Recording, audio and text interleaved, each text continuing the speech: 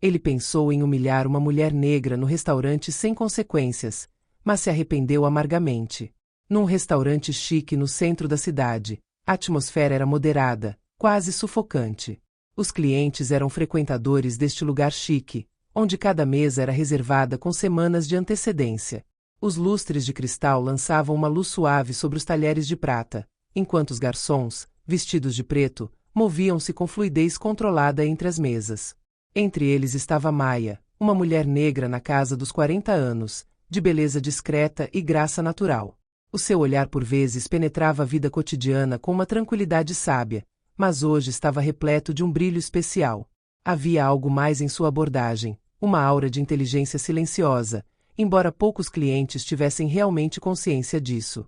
Naquela noite, um cliente, o Sr. Dupuis, empresário de cerca de 50 anos, habituado a impor o seu poder, reservou uma mesa para um importante jantar de negócios. Dupuis era o arquétipo do homem que se acreditava dono do lugar simplesmente pelo seu status. Acostumado a pressionar os outros, ele via todo o pessoal como meras ferramentas à sua disposição. Maya era apenas mais uma garçonete para ele, alguém que ele poderia ignorar ou desprezar como estava acostumado. A noite transcorreu sem incidentes, até que ocorreu um pequeno constrangimento. Quando ele pediu o pedido de Maya, um garçom distraído derrubou uma taça de vinho tinto na toalha da mesa. O vinho espirrou na camisa de Dupuis, criando uma mancha brilhante. O homem explodiu de raiva, seu rosto ficando escarlate. "Você estragou minha camisa", ele gritou, atraindo a atenção dos outros clientes. Maya se aproximou, calmamente, com a intenção de oferecer uma solução rápida. Ela imediatamente se ofereceu para limpar a mancha e trazer uma camisa nova e limpa, mas Dupuis não quis ouvir. Em vez disso, elevou a voz ainda mais alto, bombardeando Maya com palavras insultuosas, sob o pretexto de que uma simples garçonete não estava à altura de lidar com a situação. "Este não é um restaurante para pessoas como você", ele retrucou, seu olhar penetrantemente acusador. "Sou um cliente pagante e você está aqui para servir, não para me julgar." Os murmúrios dos demais clientes se intensificaram, alguns lançando olhares furtivos, mas ninguém se atreveu a intervir. Maya sentiu o calor da humilhação se instalar, mas seu olhar permaneceu calmo. Ela sabia que esse tipo de situação não era incomum para ela. Mas esta noite ela decidiu que não deixaria isso acontecer. Ela se desculpou brevemente e se virou para pegar um pano para limpar a mancha. Mas antes que ela conseguisse sair, Dupuis ligou novamente para ela. "E é isso que você chama de serviço de alta qualidade?", ele zombou. "Está claro que você não é capaz nem mesmo da tarefa mais simples. Ninguém jamais irá respeitá-lo de qualquer maneira." Foi um momento demais. Maya parou, virou-se lentamente e, em vez de responder num tom agressivo, respirou fundo. "Senhor Dupuis", disse ela com voz calma, mas firme, "não estou aqui para responder ao seu desprezo, mas para fazer o meu trabalho da melhor maneira possível. E ao contrário do que você parece pensar, sou muito mais do que sua garçonete. Sou um profissional e você é apenas um cliente." O contraste foi impressionante. O ar de desafio na voz de Maya devolveu uma energia diferente, como um vento que quebrou a tempestade de desprezo no olhar de Dupuis. Por um momento ele hesitou, surpreso com aquela resposta calma, mas digna. Maya virou-se novamente, deixando Dupuis sozinho com seus pensamentos. Mas ele não parou por aí. À medida que a refeição avançava, ele continuou a olhar para ela de soslaio, tentando fazê-la reagir, quebrá-la, subjugá-la. Mas nada aconteceu. Maya, sem nunca perder a calma, continuou a trabalhar profissionalmente, garantindo a satisfação de todos os clientes. Ela sabia que a dignidade não precisa ser gritada para ser ouvida. O jantar estava chegando ao fim e, quando Dupuis saiu do restaurante, dirigiu-se ao chefe para expressar seu descontentamento. Ele esperava uma resposta rápida, solidariedade de classe. Mas o que aconteceu então mudou tudo. O chefe da sala, Sr. Lambert, era um homem de cerca de 50 anos, imponente não pela sua estatura, mas pela sua reputação. No exigente mundo da boa gastronomia, o seu nome era sinônimo de competência, discrição e absoluto respeito pela sua equipa. A sua capacidade de lidar com situações tensas e manter um ambiente de calma e profissionalismo fizeram dele um homem que todos os funcionários, desde o mais jovem empregado ao gerente, respeitavam profundamente. Naquela noite, seu olhar perfurou a atmosfera elétrica que reinava em torno de Dupuis, um olhar imbuído de uma serenidade gelada. Ao se aproximar de Dupuis, manteve-se ereto, sem pressa, mas com uma autoridade natural que até os clientes mais poderosos reconheciam sem esforço. A cena congelou em um momento suspenso. Os demais clientes, discretos mas curiosos, lançaram olhares furtivos, alguns surpresos, outros visivelmente aliviados ao ver alguém além de Maia finalmente cuidando daquele homem. Monsieur Lambert colocou as mãos na beirada da mesa de Dupuis, e com uma calma implacável, disse-lhe: Senhor, lamento que tenha tido um incidente esta noite.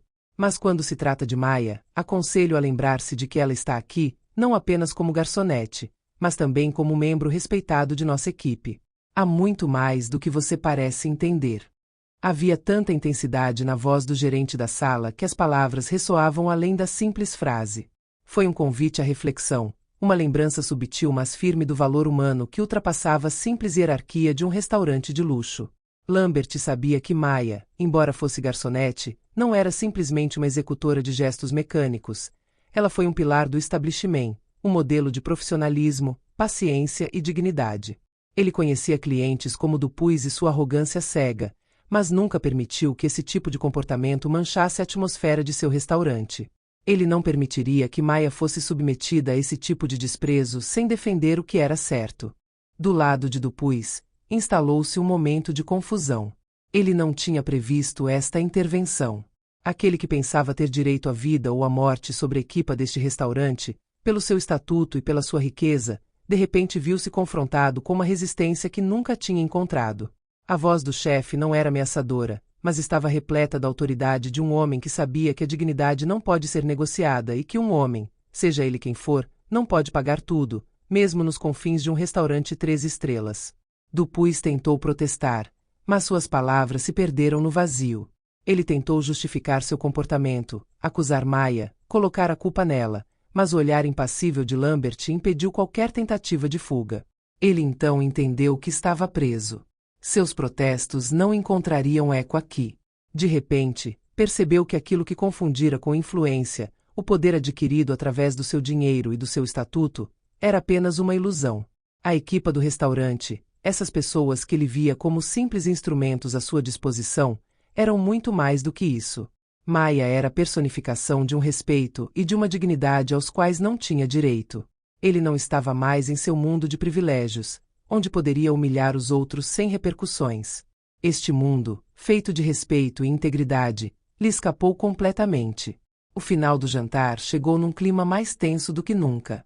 Quando Dupuis se levantou para sair do restaurante, a arrogância em sua atitude parecia ter desaparecido, mas um constrangimento palpável pairava ao seu redor. Ele não estava mais no controle da situação. Ele havia perdido. E, sem que ele soubesse ainda, pagaria o preço. Algumas semanas depois, uma carta registrada chegou ao endereço de Dupuis. A carta veio diretamente da empresa que administrava o estabelecimento de luxo onde ele havia sido humilhado. O conteúdo era formal, mas glacialmente preciso. Senhor Dupuis, na sequência do seu comportamento inaceitável durante a sua recente visita ao nosso restaurante, tomamos a decisão de proibi-lo de entrar no nosso estabelecimento. Acreditamos que o respeito pelos nossos funcionários e a dignidade humana são princípios que defendemos firmemente. Pedimos-lhe que tome nota desta proibição. A carta foi assinada pelo Sr. Lambert. Mas o que perturbou profundamente Dupuis foi a pequena nota manuscrita no final da página, escrita com uma caligrafia cuidadosa, que ele reconheceu imediatamente. Era de Maia. A mensagem, curta mas poderosa, dizia simplesmente: a dignidade, Senhor, não tem preço. Dupuis permaneceu imóvel por um longo momento, segurando a carta nas mãos, atordoado. Ele não tinha previsto essa reviravolta chegando. A ideia de que Maia, essa garçonete que ele havia menosprezado, tivesse a última palavra, o perturbava. Ela não era apenas uma funcionária. Ela havia mostrado a Dupuis, de uma forma que ele nunca esqueceria, que os valores que ele considerava secundários na verdade tinham mais peso do que todo o dinheiro e poder que ele pensava possuir. Foi nesse exato momento que ele entendeu. Ele tentou quebrar uma mulher, reduzi-la ao seu papel subordinado, pensando que poderia escapar impune. Mas era ele quem estava de joelhos, consumido pela vergonha. Ele foi vítima de sua própria falta de respeito. E ao se perder nessa compreensão, ele percebeu que o que ele via como uma simples afronta ao seu ego era na verdade uma lição amarga que ele nunca poderia apagar. Maya não precisava lutar com ele no mesmo terreno. Ela usou a força de seu caráter, o poder da dignidade humana. Dupuis acabará de aprender o que era humildade. E esta lição, por mais amarga que fosse, iria marcá-lo para sempre.